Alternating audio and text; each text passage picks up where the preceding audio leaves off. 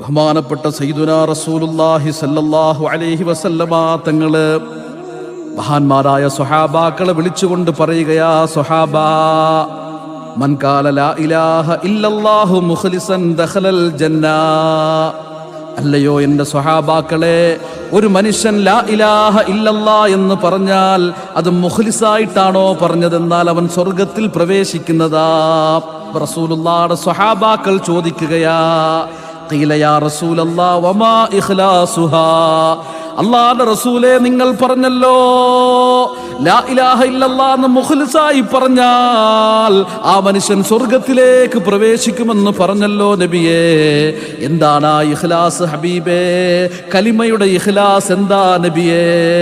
നമ്മളെല്ലാം സാധാരണ മനസ്സിലാക്കി വെച്ചിരിക്കുന്നത് ആരും കാണാതെ പരമരഹസ്യമായി ഒരു അമൽ ചെയ്താൽ അതാണ് ഇഖ്ലാസ് എന്നല്ലേ മനസ്സിലാക്കി വെച്ചിരിക്കുന്നത്. എന്നാൽ അല്ലാഹുവിന്റെ റസൂല് പറഞ്ഞത് കേട്ടോ, അൻ തഹ്ജിസഹു അം മഹാരിമില്ലാഹ്. എന്താണ് ആ കലിമ ഉണ്ടല്ലോ, ഒരു മനുഷ്യൻ അവൻ അല്ലാഹുവിനോട് ചെയ്യുന്ന ഏറ്റവും വലിയ കരാറല്ലേ. ആ കരാറിലൂടെ അഷ്ഹദു അല്ലാ ഇലാഹ ഇല്ലല്ലാഹ് അഷ്ഹദു അന്ന മുഹമ്മദുർ റസൂലുള്ളാഹ് എന്ന് കരാർ ചെയ്യുന്നതിലൂടെ അവൻ അല്ലാഹുവിനെ അനുസരിച്ചു കൊള്ളാം. അവന് വെറുക്കപ്പെട്ട അല്ലാഹു വെറുക്കുന്ന എല്ലാ അനുസരണക്കേടുകളിൽ നിന്നും മാറി നിൽക്കാമെന്ന് അവൻ ഇതാ പ്രഖ്യാപിക്കുകയാ.